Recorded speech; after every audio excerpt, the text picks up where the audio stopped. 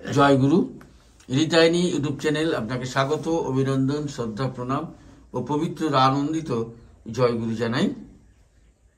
আমাদের সামনে বসে আছে শ্রদ্ধেয় রাহাদা, তাকে প্রণাম জানাই এবং পরমপিতার আতুল চরণে তার সুদীর্ঘ জীবন এবং সুস্বাস্থ্য প্রার্থনা করি। আমরা কালকেও ইষ্টপ্রসঙ্গ করেছি, রাহাদা বনভোজন সম্পর্কে এবং আরও অনেক কথা বলেছেন। আমরা আবার রাহাদাকে পেয়েছি, তার ইষ্টপ্রসঙ্গ শুনব। আমি সরাসরি রাহাদার কাছে যাব। জয়গুরু রাহাদা, যদি কিছু ঠাকুরের কথা বলেন।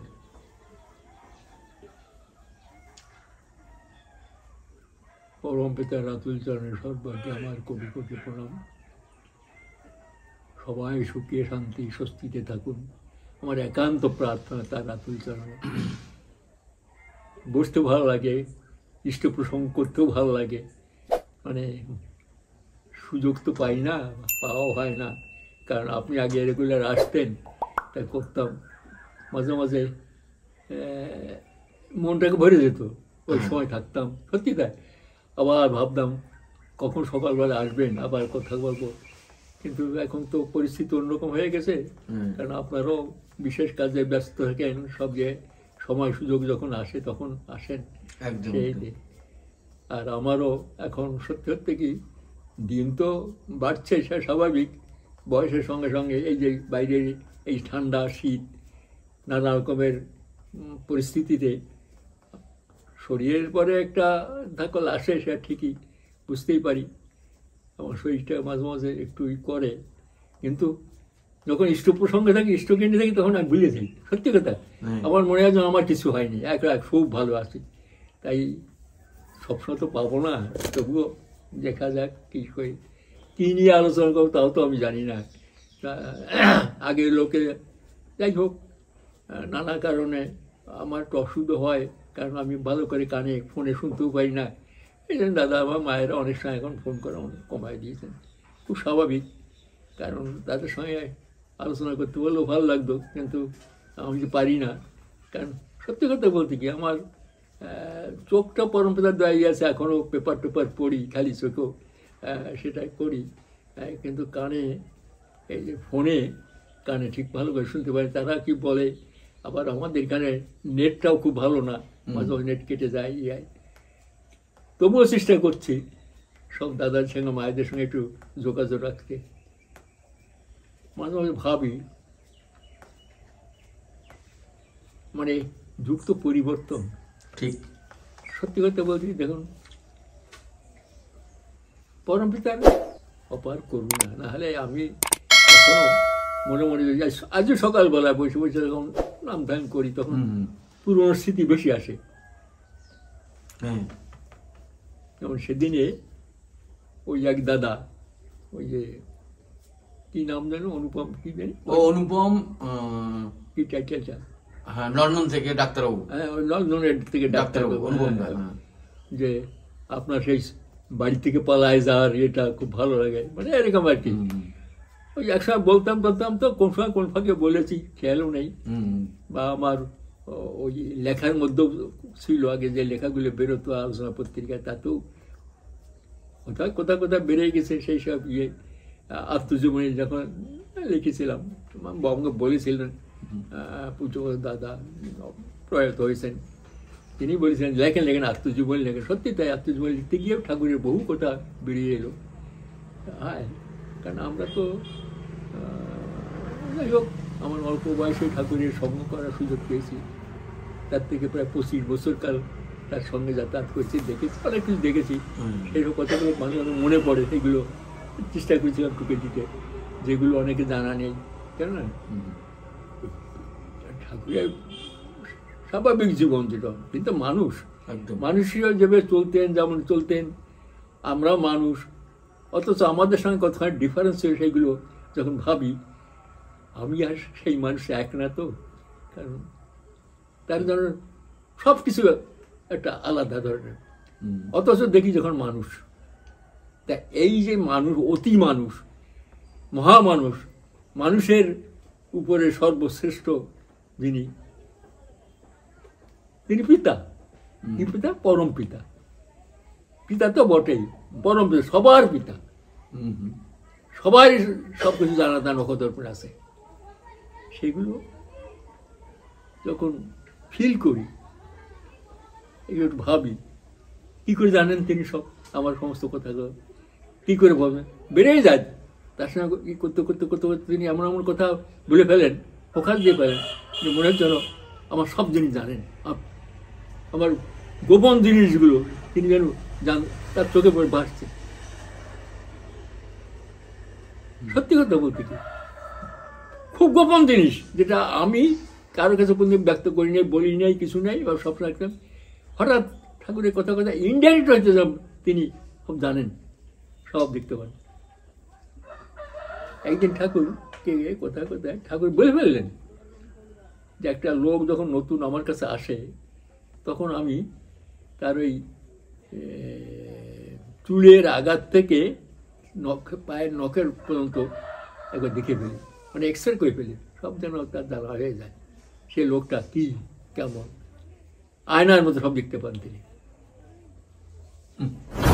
সেগুলো বাস্তব ক্ষেত্রে আমিও তার চলতে ফিরতে খেতে হতে সব জানেন। ছোটখাটো কতগুলো একবার আমরা আশ্রমে, অনেক আগে প্রথম দিকে ঠাকুর যখন আসেন, তখন তো আশ্রমে এরকম প্রাচুর্য ছিল না। তখন আশ্রমের অভাব অভিযোগ, সাধারণ যারা কর্মীরা বা আশ্রমের লোকজন থাকে, তাদের চলাফেরা খুব কষ্টের ছিল। আর আশ্রমে এমন কিছু পয়সা করি ছিল না যে তাদের সাহায্য করে। সেইটি এখানে কর্মী 20 টাকা করে বেতন ছিল কর্মীদের, যারা কাজ করতো বা অন্য কাজ করতো 20 টাকা। এটা সংসারে 5 জন 6 জন করে আছে, 1.5 ভাগ হয়ে গেছে। সেই ভাগে তারা আসছে, সবাই রিফিউজি। ঠাকুর এখন রিফিউজির মতনই আসলে, এরকম হয়ে গেল। তাদের সংসার কীভাবে চলতো সে তো আমরা দেখেছি। মানে খাবার নেই, কিছু নেই, বাচ্চা কাচ্চা নেই। কর্মীরা হয়তো বাইরের জায়গায় ঠাকুরের কাজ করতে যাচ্ছে, অত বাড়িতে স্ত্রী আছে, 4-5টা ছেলে মেয়ে আছে। 20 টাকায় কী চলে, কেমন করে চলে। তারপর দেখতাম তো এই কচু শাক টাক রান্না করে এটা ওটা করে খেয়ে, একবেলা খেয়ে মায়েরা ছেলেমেয়েদের থাকতে অনেক কষ্ট করেছে। সেই যুগে একবার কত সাল মনে নেই, যাই হোক শেষের দিকে আর কি, ঠাকুর যখন সেই প্রথম দিকের কথা বলছেন, আশেপাশের যারা অধিবাসী, মানে বেশিরভাগ কাহার সম্প্রদায় ছিল ওখানে, গরিব, তার সবই গরিব, মানে অত্যন্ত গরিব। আর এদিকে এরাও গরিব, কিন্তু গরিব হলেও তাদের গরিব মানুষ চুরি চামারি করে এটা ওটা সাঁচরামি করে খায়, এটা দেখেছি। আশ্রমে নতুন লোকজন আসছে, সে রোজগার চুরি করা, ই করা, ও করা, একজন আশ্রমের জিনিসপত্র চুরি টুরি করতো, আসতে আসতে এরকম অবস্থা। মাঝে মাঝে ঠাকুরের সাহায্য চাইতো, তোমাদের আসছে দাও, আমাদের দাও, খেতে দাও, এটা খুবই করতো। এবং খুব আশ্রমের লোকের বাবু অত্যাচার করতো, খুব ই ছিল। তো ওইখানে একবার দুর্গাপুজোর সময়, দুর্গাপুজো হবে, তার দুর্গাপুজোর সময় ওই জায়গায় দুর্গাপুজো ওই কয়েকটা হয় টাউনের মধ্যে, এত বড় টাউন টাউন ছিল না, ছোটো ছোটো টাউনের ছোটো ছোটো জায়গায় এই পূজায়, ওইখানে ওই কাহার পর একটা পুজো টুজো হয়, সামান্য অল্প ওই পয়সাটা দিয়ে তারা করে গ্রামের লোক। তা ওই কাহার পড়ায় অনেক লোক, গ্রাম আর কি, একটা দুটো আছে, এইদিকে একটা ওদিকে একটা, সেটা অনেকই আছে। ঠাকুর তাদের সাহায্য করার জন্য খুব ব্যস্ত হয়ে পড়লেন।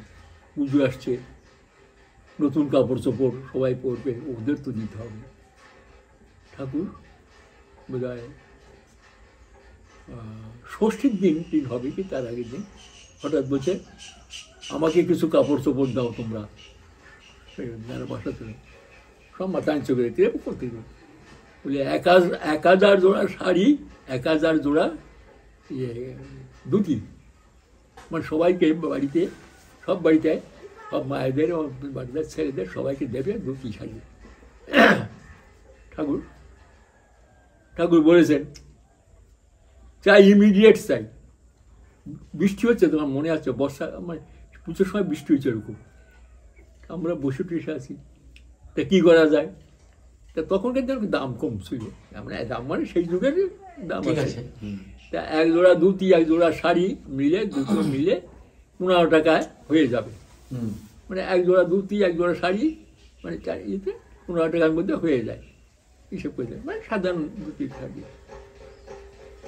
এক একজনে 1 টাকা ইউনিট দিয়ে দাও, 15 টাকা করে। তখন কিন্তু 15 টাকা মানে খুব অনেক দাম, হ্যাঁ, বুঝলেন?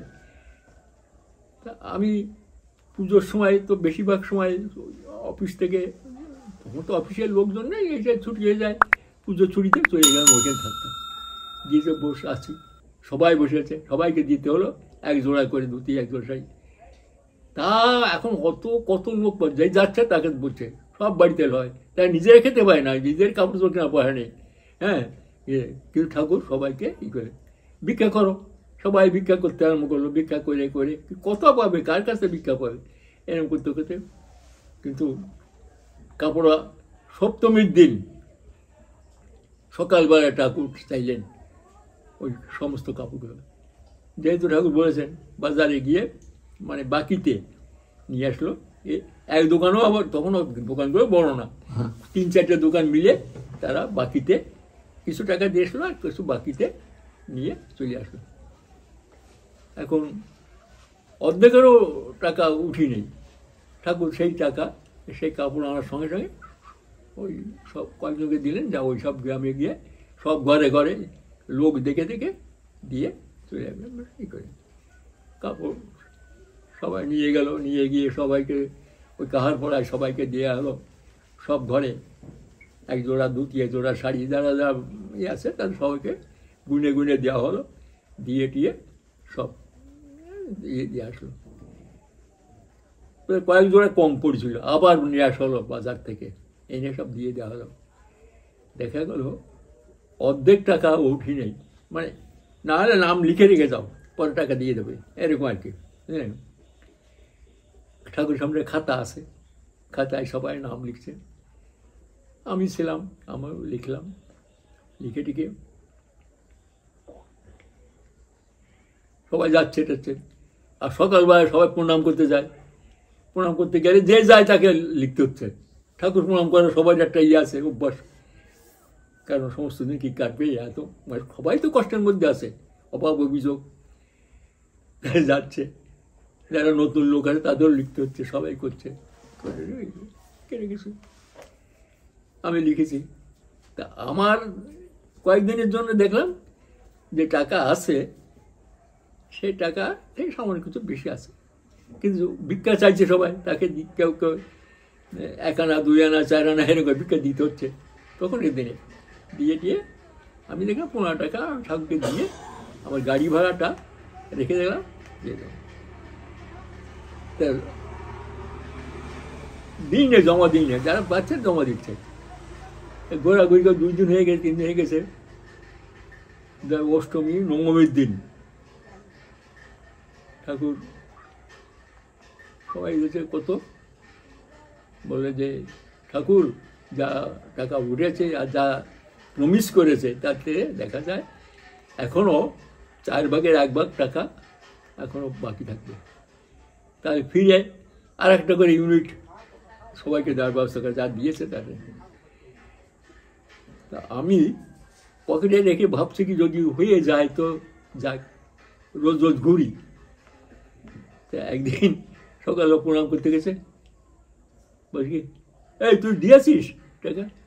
না আমি দেবো মানে কি, তুই এখনই দে, আমার পকেটে যাচ্ছে ঠাকুর জানলেন কি করে, হ্যাঁ তুই এখনই দে। তো আমার পকেটে নিয়ে ঘুরে বেড়াচ্ছে, অত দিচ্ছি না, যদি হয়ে যায় তো যাক, আমার তো দেওয়া লাগবে না, এরকম ভাব দিয়ে দিলাম। দেখলেন টাকায় আমার পকেটে রেখে দিয়ে দিছি, দেওয়ার পরে যাচ্ছি, মনটা পেয়ে গেল, দিলেই দিতে হলো, চলে যাচ্ছে। এই শোন, এরা যে কয় এখনো অনেক টাকা বাকি আছে, আবার 8টা করে ইউনিট দেওয়ার কথা কয়, আমি চুপ করি, তুমি আর একটা ইউনিট দিয়ে দাও। হ্যাঁ। আমি বলছি ঠাকুর তুমি এখন না পাবো, ওখান থেকে গিয়ে দিয়ে দিও, নামটা লিখে রেখে দাও, ওখানে খাতায় নাম লিখে রেখে দাও, ঠাকুর সামনে খাতাটা আছে।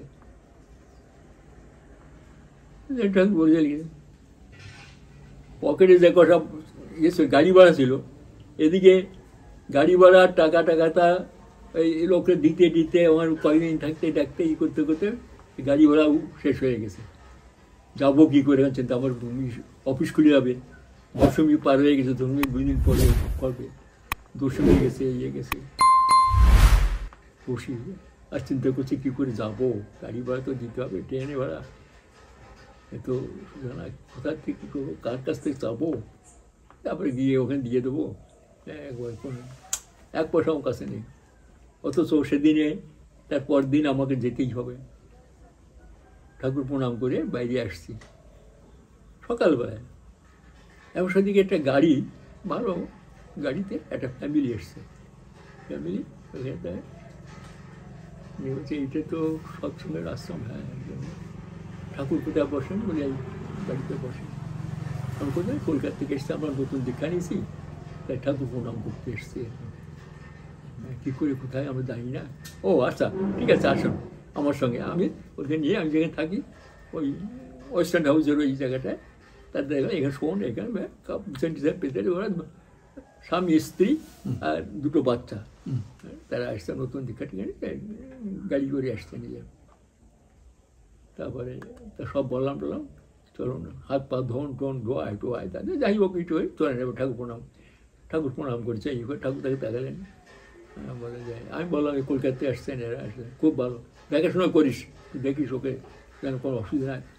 তারপরে আনন্দবাজার খাওয়া টাওয়া আমার সঙ্গে থাকে ঘুরে ফিরে, তারপরে বলছে আমরা একটু এই দেওঘরে বেড়াতে যাবো, দেখবো কী করে, চলেন। আমি তার সঙ্গে, আমি তাদের লোক হয়ে গেলাম, আমার আর টিফিন খেতে যেতে কোনো পয়সা লাগে না, ওরাই দেয় টাই, ওদের পয়সা চলে, ঘুরে টুরে একদিন থেকে তারপর দিন ওরা আবার চলে যাবে। তারপরে একটু হয়ে গেছে ওদের সঙ্গে, তাছাড়া চলেন ঠাকুর প্রণাম করে। আচ্ছা আমিও প্রণাম। তা হচ্ছে আপনি তো কোথায় দুর্গাপুর যাবেন, তো যাবেন কী করে? যাবো, দেখা যাক কী করে যাই। তা আপনি এক কাজ করেন না, আপনি আমাদের গাড়ি চলেন, আপনার দুর্গাপুর নামাই দিয়ে চলে যাবো, আমরা তো কলকাতা যাবো, তো ভালোই হয়। সেই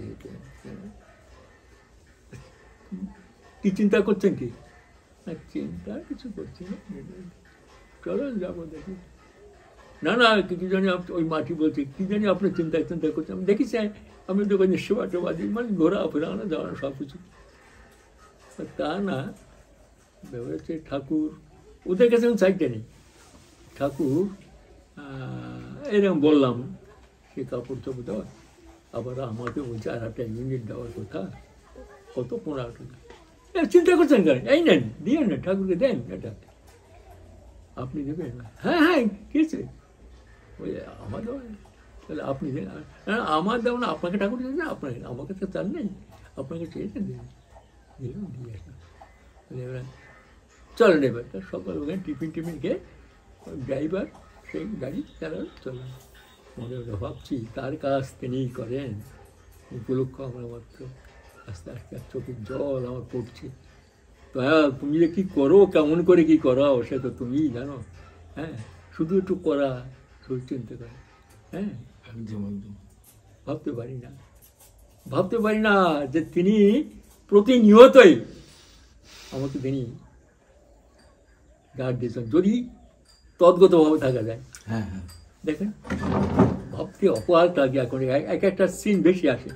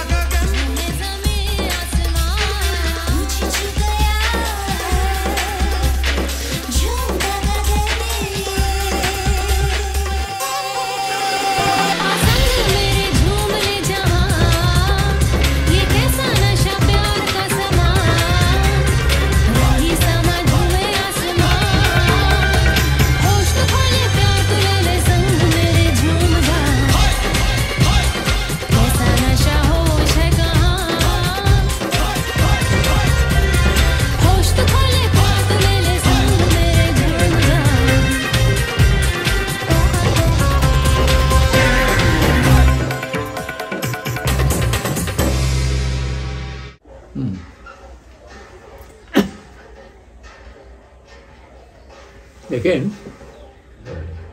তখন তো বুঝিনি, বুঝবার চেষ্টাও করিনি, হ্যাঁ খুব মানে ক্যাজুয়ালি যেমন সবাই মেশে বাবা ঠাকুরদা কাকা গুরুজনদের সেইভাবেই, মাঝে মাঝে ঠক্কর খেয়ে গিয়ে বলতাম না এ তো তাদেরও ইসের বাইরে, কে জানি তুমি। ওই যেটা বললাম, একবার আশ্রমে স্পেশাল ট্রেন আনার একটা উৎসবে ঠাকুরের মুভ দিলেন, সব জায়গাতে স্পেশাল ট্রেন ভর্তি করে লোক নিয়ে আসো, অনেক ট্রেন আনবে। তা অনেক জায়গায় অনেকে সেই সব ব্যবস্থা করেছেন, বিভিন্ন জায়গা থেকে আসছে অনেক ট্রেন।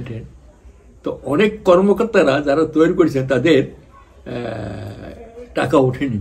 আচ্ছা, অনেকের টাকা, কারণ একটা রেল কোম্পানির সঙ্গে টাকা আনতে হলে যে টাকা জমা দিয়েছে প্যাসেঞ্জার অত হাই নেই, তার জন্য টাকা তাদের লোকসান গেছে।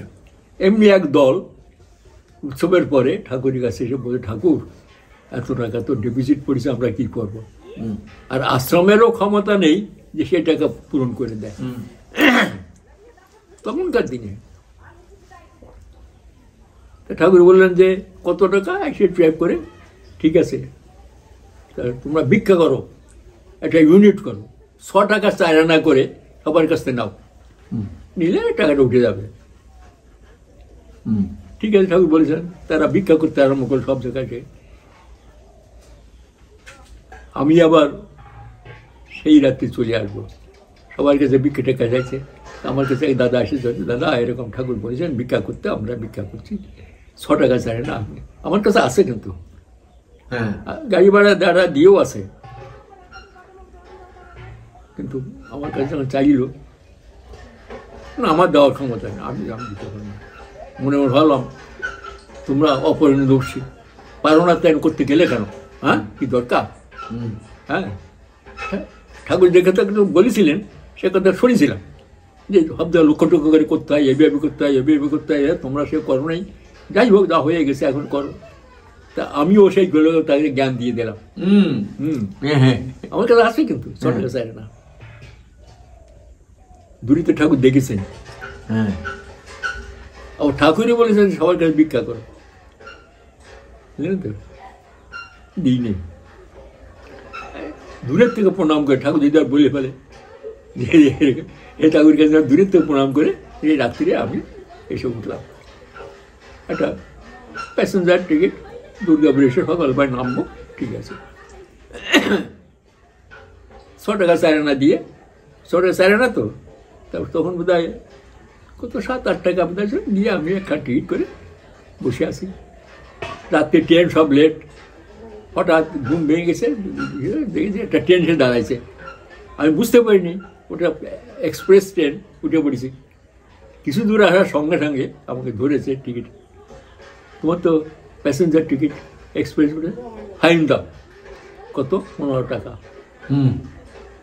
15 টাকা ফাইন। আধা ঘন্টা নিল। হ্যাঁ, 100 টাকা 4 আনা দিতে পারি নেই, ঠাকুর যে ফাঁকি দিয়েছে, আমার গচ্ছা গেল 15 টাকা। আর হেসে ঠাকুর দেখো তোর লীলা, তাই এখন বুঝি যে তাকে ফাঁকি দিয়ে তাকে করেছি, অনেকবার অনেক করেছি, প্রত্যেকবার ঠকেছি, দেখেছি, তবুও বুঝতে পারিনি। আজ তার অন্তর্ধানের পরে একটা একটা মনে পড়ে, কি করেছি জীবনে, কেন তোমার চিনি নেই, কখন তখন বুঝে নিই নেই, কেন কেন আমি আমার জীবনে সবটুক দিয়ে তোমাকে কেন আমি করিনি। সেই রবীন্দ্রনাথের সেই কবিতা, সেই এক ভিক্ষুক সমস্ত দিন ভিক্ষা করতে করতে যাচ্ছে, বাড়িতে চাল দিয়েছে, রেখে দিয়েছে। হঠাৎ দেখছে সেই দেশের রাজা রথে চড়ে আসছে, সব লোক সরে যাও সরে যাও সরে যাও, রাজা যাবে এই পথ দিয়ে, রাজার রথ আসছে। ভিখারি বলল, আরে যাই না, রাস্তার পাশে রাজা যাচ্ছে তো, মণি মুক্তা সোনা টোনার সেই সিংহাসন, সেই হিসেবে বসে রথে, যদি তার এক টুকরো পড়ে যায় রাতে, তাই আমি নিয়ে তো ধন্য হয়ে যাও, এটা বিক্রি করে আমার অনেক পোশাক দাঁড়ায় আসি। সত্যি সত্যি যেতে যেতে কাছে দিয়ে আসলো, রাজা হঠাৎ থেমে গেল, রথ থেমে গিয়ে ভিখারি বলছে আমি ভিক্ষুক। হঠাৎ রাজা বলছে আমাকে কিছু ভিক্ষা দাও। অবাক হয়ে গেল ভিখারি, কিছু বলছে আমার কাছে রাজা চাইছে, আমি চাইবো রাজার কাছে। বাস একটু কৌতূহল বলো তো, ইসের থেকে দুই থেকে একটা চালির কণা তারাতে দিলেন। তিনি সেটা নিয়ে রথ চালিয়ে চলে গেলেন। আচ্ছা, বাড়ি আসলেন, বাড়ি এসে ভিখারি বলছে কেন কেন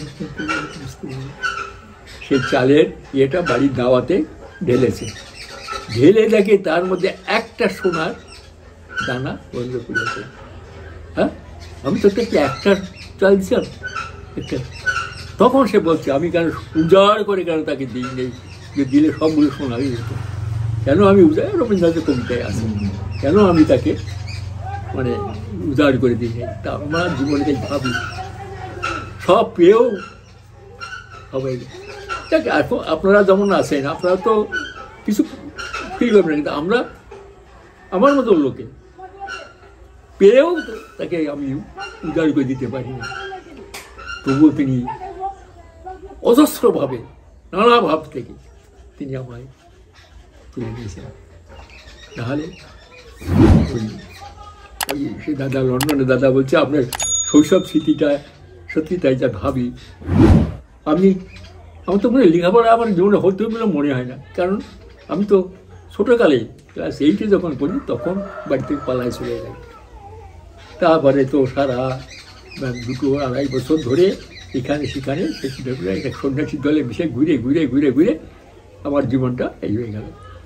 যাই হোক, আবার সব তার লীলা বোঝা মুশকিল, তিনি আবার বাড়িতে ঢুকলাম, আবার নতুন করে লেখাপড়া, কয়েকটা ক্লাস ফাঁক টাক দিয়ে আমাকে আবার ভর্তি দেবে কোনো পড়াশোনা করতে করতে করতে কেন জানি না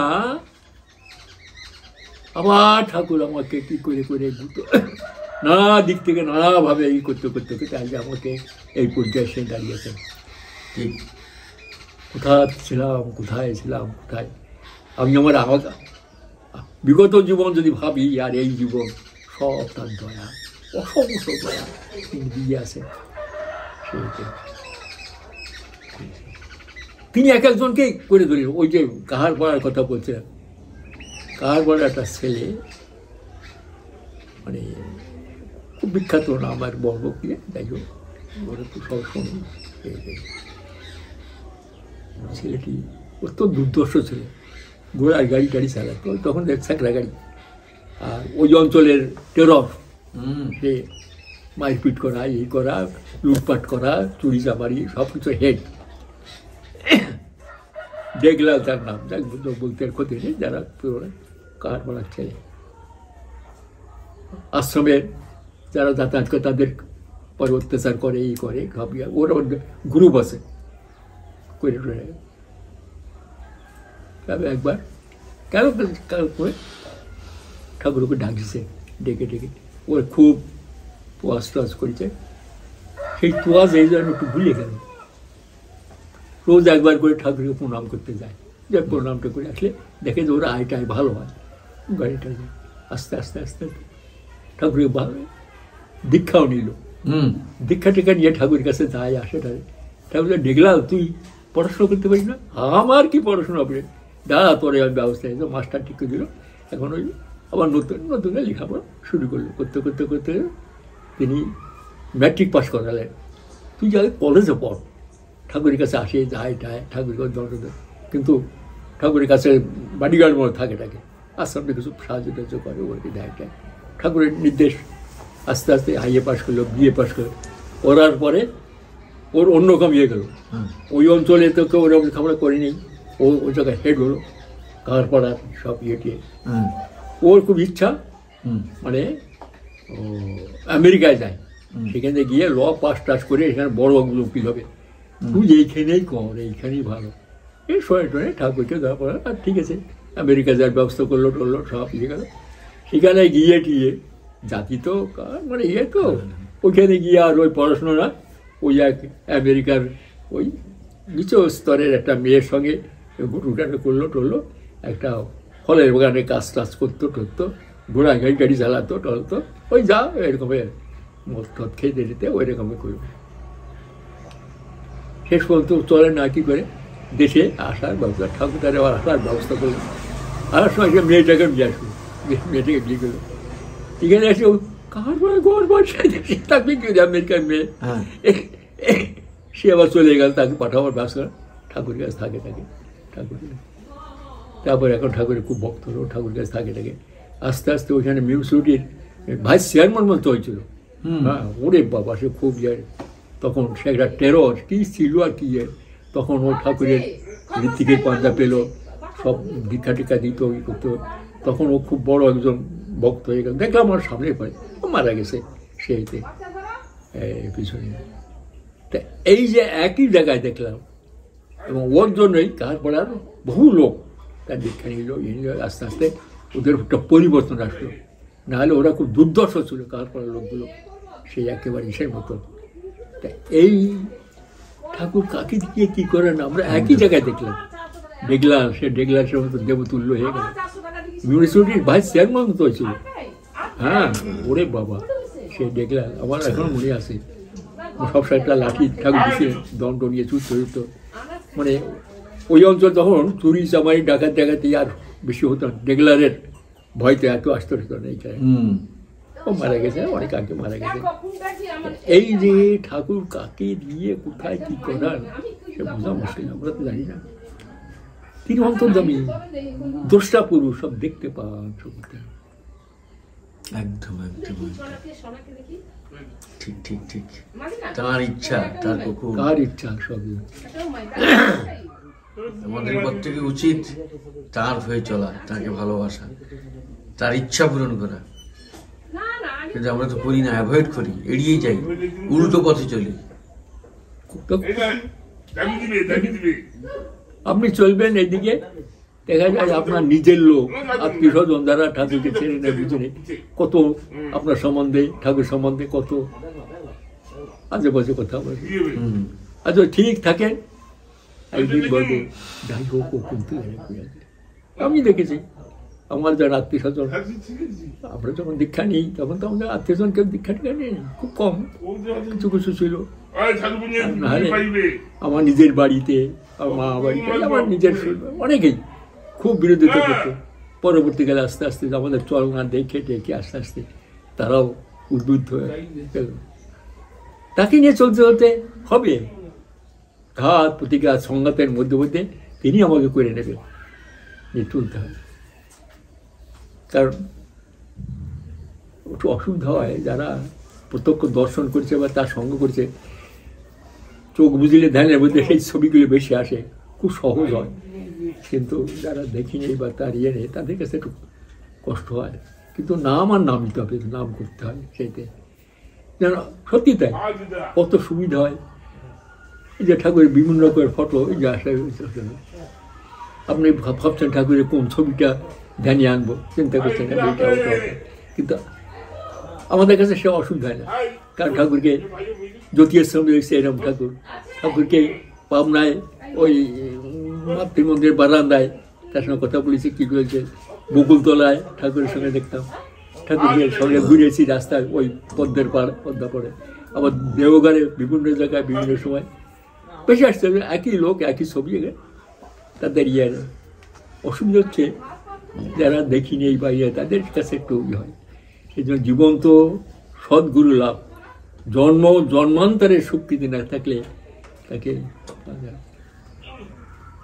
কারণ ওই যুগে ওই সময় যারা জন্ম নেবে, জন্ম নিলেই হবে না, তাও আগে শক্তি থাকে, তাকে ধরতে পারবে, চিনতে পারবে। একদম একদম। তাহলে কত লোক, ওই কত কোটি কোটি লোক জন্মেছে না ওই সময়টা, ঠাকুরের ওই জন্ম থেকে ঠাকুরের অন্তর্ধানের পর্যন্ত ওইসব কত লোক, 81 বছর না 84 বছর না কত, 81 বছর পরিচয় সেই সময়। তাহলে কত লোক জন্মেছে, কত লোক তার কত লোক তার কাছেও গেছে, তবু তাকে গ্রহণ করে চিনতে পারেনি, গ্রহণ করতে পারেনি। বহু আছে যে ঠাকুর দর্শন করে এসে এইটাই কোথাও বলেছে, ঠাকুর সঙ্গে বেশ ভালো ভালো কথা বলেছে, এই করেছে, দীক্ষা নেয়নি। অত সস্তা নয়, দীক্ষা না নিয়ে তার সঙ্গে তো বুঝতে পারবে, যোগযুক্ত হতে হবে। যুক্ত না হলে তাকে বোঝা যাবে না, চেনা যাবে না, একদম। তাই না? এখনো অনেকে নিন্দা মন্দ করে কমেন্ট করে আমাদের। সে করবে, তাদের মতন বোধ, তাদের মতন ইয়ে, সে তারা জানে না। আবার যারা নিন্দামন্দ করছে তাদের মধ্যে অনেকে আবার একজন থাকলে, দয়া থাকলে আবার সে তারা আসছে, হ্যাঁ, তারা গ্রহণ করে আপনার কি পরিচয় এতকাল, না আমার ব্যক্তিগত জীবনে বুঝতাম না, জানতাম না, অবোধ, এখন তো বুঝি, সেগুলো চিন্তা করি না, তার দয়ায় তিনি রাখিছেন, তিনি করেন।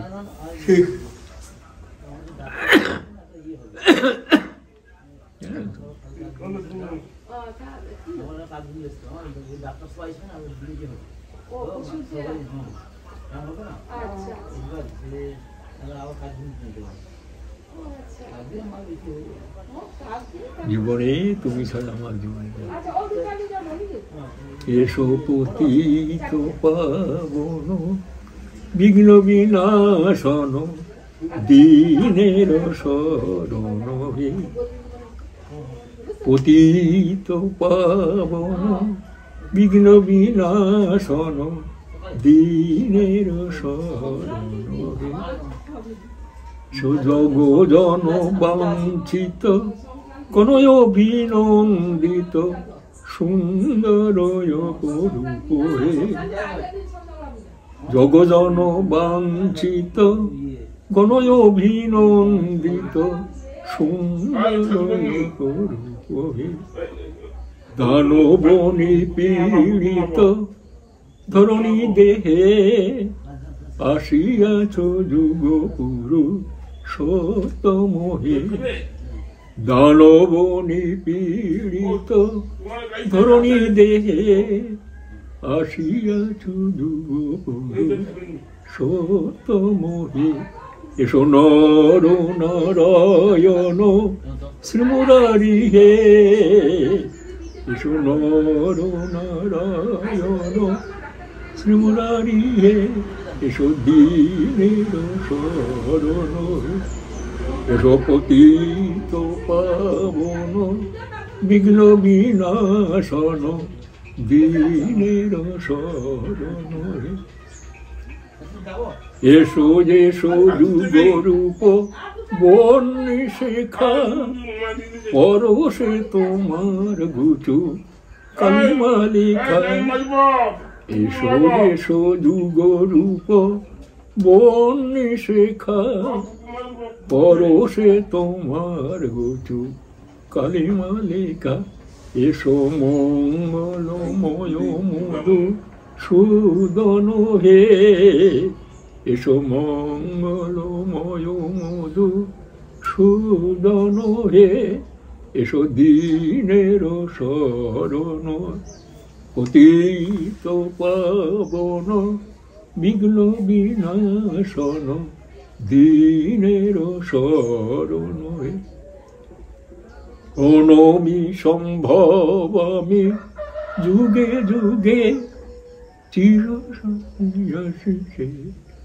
দুঃখে দুঃখে, এসো জয় যুগ সারথি লীলাময় হে, এসো দীনের শরণ হে, এসো পতিত পাবন বিঘ্ন বিনাশন দীনের শরণ হে, এসো পতিত পাবন বিঘ্ন বিনাশন দীনের শরণ হে। জয় গুরু, জয় গুরু। নিঃশ্বাস বন্ধই আসে, টানতে পারি না। কিন্তু এটা তো ঠিক, এখন আপনি 100 বছর বয়সে এই গলায় গান গাইছেন, এটা কি কম কথা? মানে নিঃশ্বাসটা রাখতে পারি না, টানতে পারি না। একদম একদম পরম পিতার কি দয়া, এই বয়সেও আপনার গলা ঠিক আছে। আমরাও তো ঠিক এরকম গাইতে পারবো না, এমন অবস্থা আপনার। জয় গুরু, জয় পরম পিতার ডাক্তার সবাই মঙ্গল কামনা, সবাই সুখে থাকুন, স্বস্তি থাকুন, আরো আরো বেড়ে উঠুন। তাকে ছাড়া আমার জীবনে অন্য কিছু নেই ভাববেন, তিনি সব করান। তাকে সামনে রেখে চলুন, তিনি সব করাই নেবেন। বিশ্বাস রাখুন, বিশ্বাস রাখুন, তিনি সব। যখন কি বলে তার সঙ্গে গেঁথে দিছেন, জুড়ে দিচ্ছেন, তিনি টেনে নিয়ে যাবেন। আসবে ঘাত প্রতিকার সংঘাত আসবে, কারণ কর্মফল আমার আগের জন্য কি আছে সব কেটে দেবে। জয় গুরু, জয় গুরু, জয় গুরু। আজকে আমরা রাহাদার মুখ থেকে শুনলাম যে আমরা ওই যে বললেন যে দাঁত থাকছে, দাঁতের মর্ম বুঝি না। রাহাদা বলছেন তার জীবনের কথা আমরা উনি পেয়েও যত করেছেন অনেক, কিন্তু যতটা আরো বেশি করলে ভালো হতো সেই আক্ষেপ করছেন। আমরাও তাই, আমরাও তাকে নিয়ে চলছি, কিন্তু আমাদের যতটা নিয়ে চলা উচিত, যতটা মানা উচিত, মাথায় নিয়ে চলা উচিত, আমরা কি ঠিক ততটা চলছি না। কালের আবর্তে আমরা নিমজ্জিত, প্রবৃত্তির বেড়াজালে আমরা আবদ্ধ, কোনো রকম ফাঁক তালে টুকটাক দিয়ে চলছি। কিন্তু তাকে নিয়ে, তাকে প্রধান করে তার পথে চলতে হবে। তাকে মাথায় নিয়ে চললে তিনিই আমার সমস্ত সমস্যার সমাধান করবেন, এই দৃষ্টিভঙ্গি নিয়ে কিন্তু আমিও চলছি না, আমরা অনেকেই চলছি না। আমরা আমাদের কাজেই ব্যস্ত, শুধু টুকটাক পার্ট টাইম ঠাকুরকে নিয়ে চলছি। এইটা নিয়েই আক্ষেপ করছেন রাহাদা। তা আমাদের সবার ভাবার সময় হয়ে এসছে, ভাবতে হবে তাকে নিয়ে আরও কি করে বেশি করে চলা যায়, তার নীতি আদর্শ নিয়ে চলা যায়, তাকে ভালোবেসে তাকে মাথায় নিয়ে চলা যায়, সেটা আমরা ভাববো। আর পরমপিতার আতুল চরণে আপনারা যারা শুনছেন সবার সার্বিক মঙ্গল প্রার্থনা করি। আপনারা সবাই ভালো থাকুন, সুস্থ থাকুন, ঠাকুরের হয়ে উঠুন, এই প্রার্থনা করি। আর রাহাদা সুস্বাস্থ্য এবং সুদীর্ঘ জীবন প্রার্থনা করি পরমপিতার আতুল চরণে। তাহলে আজ এই পর্যন্ত, আবার আগামী পর্বে দেখা হবে। জয় গুরু, বন্দে পুরুষোত্তমম।